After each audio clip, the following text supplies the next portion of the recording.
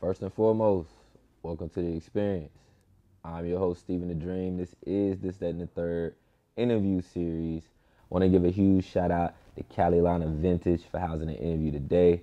Make sure y'all tap in with Carolina Vintage for all your needs for any type of events, any type of clothing. Y'all can brand, y'all can stand, the vibes. Make sure you just tap in with the vibes. Huge shout out to Creative Eye Visuals, TD LaFleur, TD Da Vinci behind the scenes, behind the camera. Got a special guest in the building. Yeah, always got dang just turning up lately, man. You been going crazy. I ain't gonna lie. The last 2 months I've been seeing this artist really just take off from working with different artists in the city, working with the top producers in the city. And I don't know how much time he had. I know time ain't been on his side much, but he's made the most of it while he's here, and he keeps stepping. My boy Saks5thh is in the building. Saks5thh.YYK. What's good with you, my boy? What's going on with it? It's good to have you here, man. Yeah, you know. Yeah, man, look, you got to talk about that. That's what it starts with. Yeah, it's going crazy in the city. Everybody's saying it. You got the people going around using it, quoting it. Where that come from? What is that? Why'd you quote that or stamp that as your lingo? It didn't really come from nothing, man. I just was coming up with like slogans, trying to make something catchy, something that worked, but something that also fit me, you know what I mean? So I can put it in different categories, you feel me? You an artist that you probably don't even know this, but it's two songs you got out that I've been listening to crazy lately because I think it really bring me like back to a feeling. It's like Bust It Down. Definitely with Gabby Gabbana is going wild. The fact that y'all put that together, and my track is the swag track, because it's just so different. And we'll talk about how both of them songs just came together, and just even the producers that you use on that track is like, you know what I'm saying, you really working in the city. But let's take me back to the beginning. Saks5thh, you know what I'm saying. I heard where you got the name from, but tell the people if they don't know. I mean, Saks pretty much came from my homie Trap, you feel me? CEO Main, trying to come up with something catchy, you know what I mean? I always had the name Fifth though, you feel me, since I was like 12 years old, but was trying to make something catchy, and we just put it all together, so it was like Saks5thh, but then it was like, I ain't want to do it because of Saks5th Avenue, you feel me? So, I was confused at first. They was like Saks5thh. I'm like, yeah. So right now, after looking it up, it's about 7 of them, so I'm about to change it to and just be YYK. YYK. Yeah. So the transition there. So you, that's something I also noticed is like you really tapped in with what you got going on. I don't think you just throwing stuff out the wall and trying stuff. You may be in certain instances, but even down to the marketing, even down to, like I said, the people that you're working with. Right. Why did you choose music? When did music choose you? Maybe My nephew, man, Slimy Bezo, and Slimy Bezo. I mean, I'm an '80s baby, so it started with the Culture. You feel me? I'm a real hip hop head, but that time was unrealistic compared to this time. Like, we can reach out and touch the artist now. Then we couldn't. We was locked up detention centers trying to send letters to No Limit soldiers, cash money. You know what I'm saying? That is a non-factor now. You know what I mean? You can be your own boss. You feel me? You can start your own LLC, and it don't really take too much capital to be your own man now. You know what I mean? Yeah. So you decided to, before was it something that, did you still feel like you was gonna be to where you at, to where you can do those things, or was it so unattainable you was just like, I'm a fan? Because I'm like, when did you decide, it was attainable for you because the times have changed, or back then were you just times changed, a little bit more money to touch, you feel me, in my reach, and I had a team with me, you feel me? But it was more so me believing in other people, you know what I mean, because they had the gift. I was pretty much with, me, CEO Man, was backing them and their talents, but there's so much in the game now that you got to really, like, know what you got going on, and when you ready, and when you're not, you feel me? And I just had to keep the torch going, and if they're ready to go, down the line, we can keep going, but until then, I got to keep the brand alive, pretty much. So you was on the back end at first. Yeah. You wasn't supposed to, not per se supposed to, but your main thing wasn't to be the rapper. Nah, not at all, bro. I don't want to be well, I want to be a rapper. You get what I'm saying? But my ambition was to actually be a part of the music industry and do other things in the industry that didn't pertain to me actually being on the microphone. You get what I'm saying? Like, and that I do get what you're saying. Cause that's the role I don't mind performing because I'm a motivational speaker. I'm a youth advocate, so I deal with the kids. I done been on stage. I done all that. So I'm used to all that, interacting with people, being sociable. Like, that's cool with me. So then there's got to be a bug or something that makes you still want to, because again, you could find the talent, get a rapper, like you say, back them. But I think personally, like, you know, you put so much into somebody, maybe you say, well, hey, if I just do it, maybe it'll do just as good or just as well, because you believe in yourself so much, you know. Is that something that might have drove you as well? Yeah, because I didn't really do it because of what people would say. But the responses was also what kept me going. You get what I'm saying? For sure. Yeah. For sure. But I didn't really let too much into me, because you still got people that be like, oh, that shit whack. You get what I mean? What was the first track you made? Really put on wax, really had to put out, really had people to be like, oh, he rapping, like he actually gonna be the artist now. And how was it received? Most of what I put out right now was commercial, and I did that for a reason, because everybody going street, you feel me? And the algorithm just, you know, I'm 34 years old, you know what I'm saying? I could talk about it, you know, but it really ain't gonna benefit my career, you get what I'm saying? So I try to do the bust it down, less cursing, less viral nature, you get what I'm saying? Right. Try to be less blunt. Same thing with Swagged Up, you get what I'm saying? Same thing with I Gotta Blow. I Gotta Blow. You know what I mean? All of them are different textures of myself. I didn't want to be one-dimensional, one lane. Every track I'm sounding the same person. I'm delivering the same message. Nah, you know what I mean? Delivery is important to me, and your delivery, I think, is what I enjoy about listening to your music. There's energy in it, but then it's the clarity of the words of what you're saying, so I can actually understand you. Right. Did it start like that? Where you are, like, when you, like I said, when you first started this thing, what, like, is the evolution there, or you just kind of knew because, like you said, you've been around it? I mean, the evolution is there, bro. I went in the studio and I ain't know what the fuck I was doing. You know what I'm saying? Like, you know how you get in, you know how I had artists and I was like telling them like, yo, you gotta do this, you gotta do that. But when I got in there, it was like, damn, I put all that pressure on them niggas, and I was like, yeah, you know, you in the hot shit now. Yeah, so Bust It Down, I Gotta Blow, Swagged Up, and freestyles. Really? Yeah. You ain't write none? So then... Swagged Up is co-written. Okay. Swagged Up is co-written? Yeah, I went back in there, you feel me, and did some more shit. Went in the studio 3 times on that, you know what I mean? And then I got it mixed by Dropout at Compound Studios, and then got a remix by J Manny. So we in here, Saks5thh.YYK, you know, matter of fact. Seen you tapping in with a lot of different folks. We had mentioned producer Dropout, Rotarian Beats. You actually here with a producer, you know what I'm saying, all the way from Raleigh. Right. My boy Mike Blaze is here as well. Right. Tell me how important it is for you to connect and tap in with different folks, especially in the Carolinas that's moving, because you're not working with nobody that ain't doing something. Right. How can you connect with these folks? Because some artists can't even, you know what I'm saying, tap in, and you right there. They pulling up on you. It's relationships, not burning bridges with the relationships that I'm building, and utilizing my assets wisely. You know what I'm saying? Not overstepping my boundaries just because it's right there don't mean I gotta reach and touch it then. You know what I'm saying? That's facts. And honestly, Mike Blaze is one of the key elements to my initial setup to everything I had going on mentally. Like, he gave me the whole chemical makeup. Really? Because not how to move, but the information I needed. You know what I'm saying? Like, that's important. Bro, you need to do this.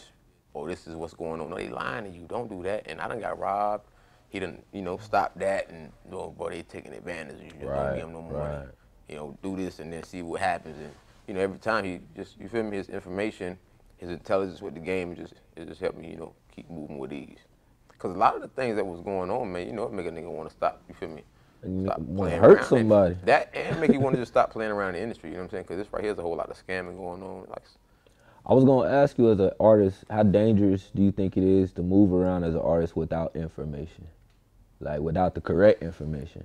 What do you mean how dangerous it is? Because, like you say, you could be feeling like you're doing this, and this, and it's not that, or wasting your money, wasting your bread, wasting your resources. But like you said, all Mike had to do was provide you with the information that you needed. He didn't have to do anything per se, but now as an artist, you weaponed with that, you equipped with that, versus you just saying, well, it looked like it worked, let me go do it. You know, how I was just saying, do you feel like when you started, did you have to run into anything to where you said, yeah, that was, you know what I'm saying, if only I knew, basically? Because every artist runs into it, but like you say, where was that point where, nah, we done, we over this, you know?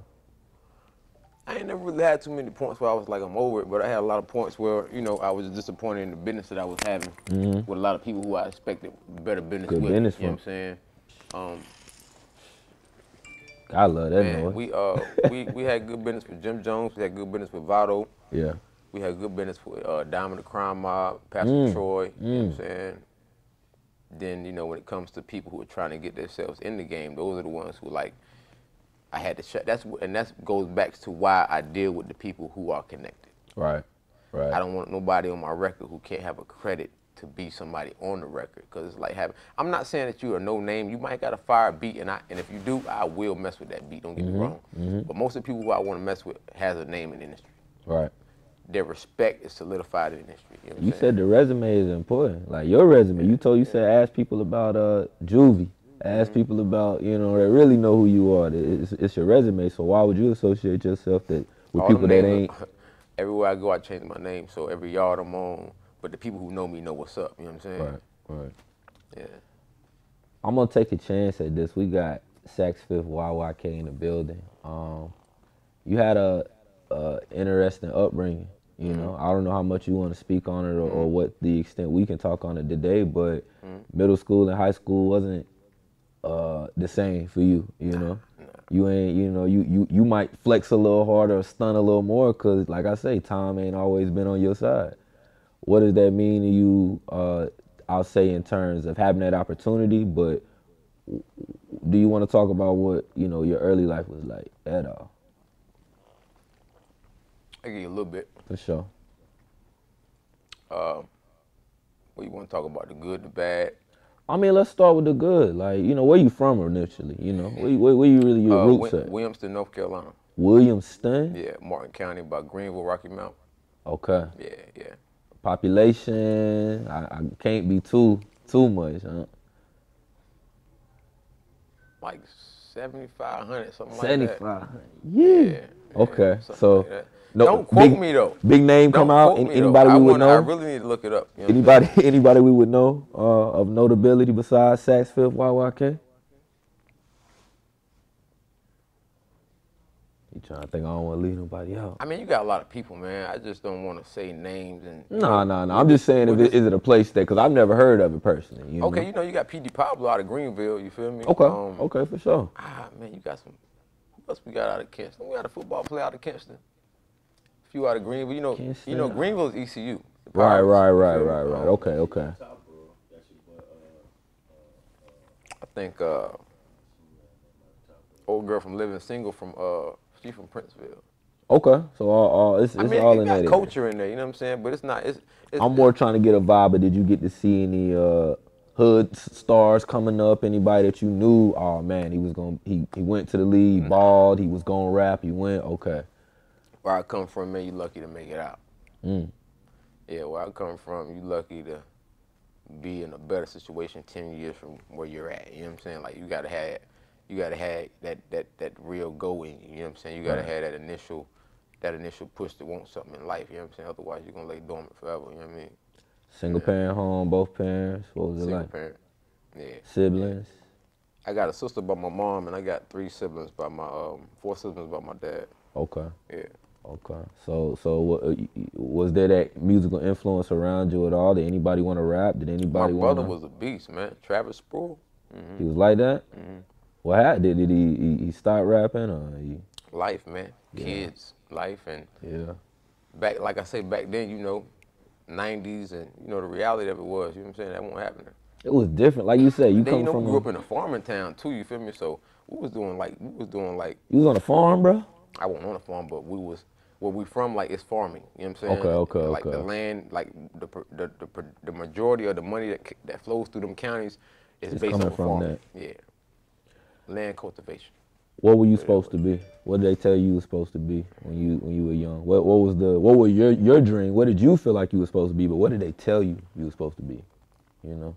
Man, my boys always tell me I was gonna be dead or in jail before I was 18. Damn. I was hell on wheels though. I was a different type of breed. Yeah. You know it. Know it now. Probably at the time it was just. No, what now? That you was hell. Oh yeah. You look back, you probably just, you know, everybody hell. But at the same time, I wasn't hell on my own. I was actually cultivated to be that way. You know what I'm saying? But a lot of people I respected, I don't respect now because of what I had to see that they did to me then. You know what I'm saying? Yeah. Decisions is something we all got to make in life, and at some point a decision was made. Either you made a decision or a decision was made for you to where you lost a lot of your lot of time, your free time.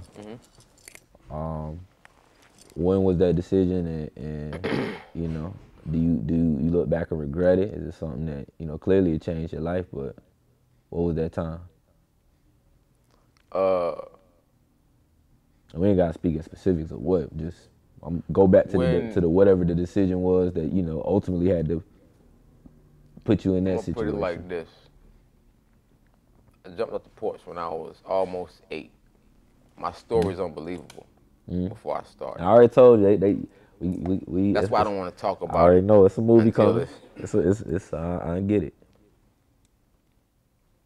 I was almost 8, but you gotta imagine a kid.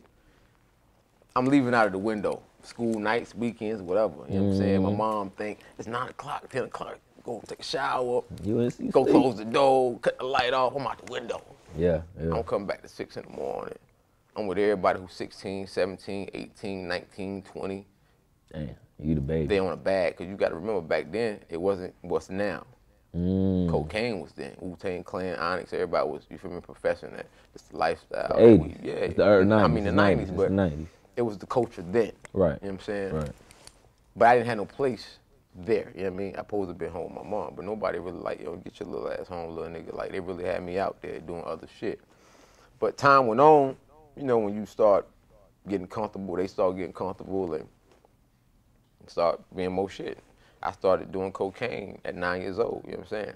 Doing cocaine? You know, when I tell you, well, pretty much, yeah, it's pretty much it, bro. Yeah, they had me on cocaine at 9 years old. I mean, like you said, you was cultivated We'll be in a circle, and it'll be nothing but high schoolers. Motherfuckers who out of high school, everybody passing the bill around. Motherfuckers got probably about 4 different bills. You know what I'm saying? They not letting me do as much. Right. But nigga, the allowance of it at all, I was still doing half a G type. You get what I'm saying? Yeah, but it's not inexcusable, you know? Yeah, bro. I'm talking about 9 years old. And it's not like they thought you were older or anything, right? They knew you were. They knew, bro. Yeah, you're 8. My mom worked, bro, at a furniture store called Bagley's, you know what I'm saying, in Williamston. And she didn't get off till like 5. So me and my sister, you know, we had free reign. Fending for yourself. Other than the times we had to go to my grandma's house, like I was always doing whatever I wanted to do, man. You know what I mean? Yeah. And it came a point, I don't know how it happened, but I always used my mind, bro. I was building dog houses at 9 years old by myself, and I didn't even know why. Just yeah. Putting it together.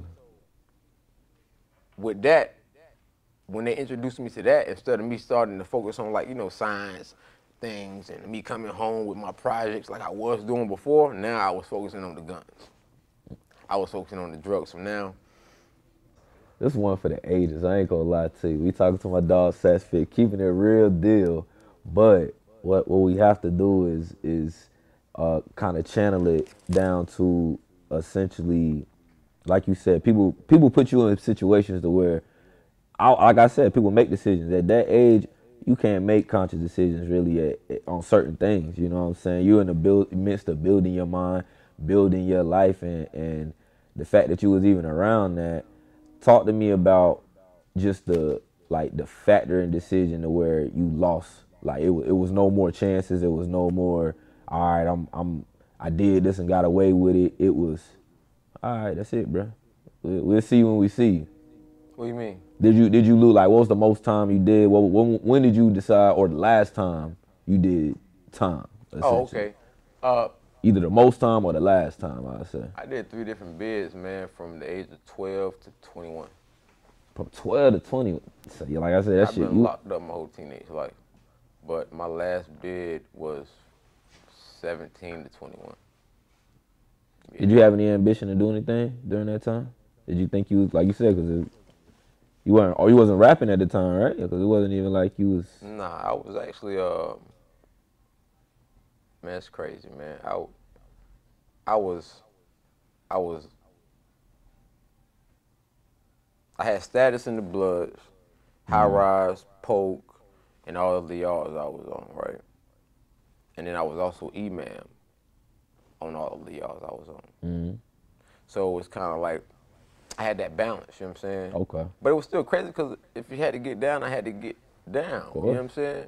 But I still had my spiritual balance no matter what. Like even if I knew I was living in naught, bro, I still had to have some type of element to keep me balanced, you feel me? So that's just pretty much where that kept me, like, you know what I mean? I started reading books, bro, you know what I mean? I hate to say somebody sound well spoken or well read, because you know, if you can read, you can read. If you can talk, you can talk. But do you think that come across a certain way as an artist? You know, like you say, people got a perception of you until maybe they meet you or they really get to know who you really are. Right. Is that, you know, do you care about that? Do you want it to match up? Because people, like I said, they see you one way, and then it could be an approach that they might not want to take, and that might be what you want, or an approach that, yeah, come holler at me, come get to know me. Is what you got people want to talk. Where's the balance for you in that? Like, how does it feel knowing, hey, this is my real life over here, but I'm an artist over here, and then sometimes goes into rap shit. You gotta be a rapper sometimes, you know? I mean, I balance it out. As long as ain't nobody like, when I got my baby, you know what I'm saying? When I'm just out, family time, and you just applying too much pressure. But it ain't even like that. Like, I want you to come, you feel me, to rock with me, you know what I mean? Because I'm trying to get to that level. That's how it should be. You feel me? And I want to build as many good relationships as I can, you know what I mean? In that process, you're going to have to deal with a lot of, you feel me, negative energy. That's why I like to deal with the relationships that I know are beneficial and let them tie me into the right people. Right. You get what I'm saying? You just I had supposed to to learn dealing with all these different people. Just, hey, what's up, bro? Oh, that's what you charge? Word? Okay, boom, let me pull up. Nah, I don't want to do business like that no more, my guy. If I don't know you and you don't know him, it ain't nothing that we can be beneficial on as far as that agreement that we're trying to get to receive something that can benefit us financially. We all trying to get to one, something together, you know, in our own I'm way. calling you. I know you're going to benefit from that play. You get what I'm saying? What is the single that we about to push right now? What's coming? What's next to come? Cause Bust It Down crazy. I saw you was in the studio with my dog Gordo. It's out there, so I don't know what that is, but that's major. What's next to come in terms of this? Yeah, you know. I'm about to flood the people this year, man, with music. Like, I feel like I owe it to myself. You know what I'm saying? Not to prove it to myself, but I owe it to myself to be the best me. You know what I mean? So I'm just gonna drop crazy, bro. Like 3 EPs. More visuals. 3 singles. Mad content. You know what I mean? I'm popping out everywhere. Everywhere that's beneficial to what I'm trying to do. Of course. You know what I mean? Of course. What's the ultimate at the end of the year? Is it album? You know, is it Billboard? Is it Rolling Loud? Like, what's the, you know, the set, if it's something that we can say, man, at the end of the year, damn, we sit down December 31st and say, yeah, bro, I told you, you know, so we was going to wrap it up. What would you want that to be? Just the relevance, man, the recognition, you feel me? Paid shows, you feel me? You know what I mean? The respect of the craft, you know what I mean? When you get that recognition, you know you're going somewhere because of what you can offer the people, you feel me? And whatever that is you offering them is beneficial to all of y'all. Facts. That's what I'm trying to be a part of, you feel me? That whole diaspora, that is me. I pull up in a room, bro, I'm shaking every rapper hand. Yeah. You know what I mean? Unless you ain't what I rock with or you a rat or, you feel me? Your name ain't solid out here and I can't really tie myself with you. No need to. And it's cool. I respect you as a human being, but I don't really want to be with you knowing that, you know, you're going to make me look crazy. You feel me? So, I got you. Other than that, bro. I love your marketing. I ain't even gonna call it marketing. I love just how you display your real life. Right. You know what I'm saying? Or what you're doing. Keep doing that, because I think the people connecting, and that's brand building, that brand awareness, knowing like, all right, you're not too serious about yourself. You take yourself serious enough, but you're not too serious to understand like y'all need to see this shit. You know what I'm saying? Y'all gotta see what's going on here with this internet. Y'all love it so much. Right. Where can they get the music, bro? Where can they tune in? Where can they get everything? All streaming platforms, man. Everything is at Saks5thh.YYK. I'm gonna try to keep it to. I don't know how they're gonna do it to where everybody gonna find out when I do change it to YYK. We're gonna do a big promo campaign. YYK. We're gonna turn it up. Make it happen, but you know, with Ugly Money Entertainment, I got them backing me. So, and I got Coach Blue. Yes, sir. That's my dog. So, Stan, all them folks over there at Ugly Money. We about to make some shit happen. That's a bet, man. Saks5thh.YYK is in the building. Busted Down record that's out now, going crazy. Swagged up. One of the best records. Y'all definitely got to go check it out. Make sure y'all tap in with the brand. Make sure y'all follow them. Make sure y'all give us a follow at This, That, and the Third interview series for more interviews and clips. Make sure y'all give Cali Line of Vintage a follow as well. Appreciate them for housing the interview. Creative Eye Visuals, TZ the Flair, TZ the Vintage behind the scenes, behind the camera. I go by the name Steven the Dream, voice of the Carolinas. See y'all next time. Yeah, you know. Yes, sir.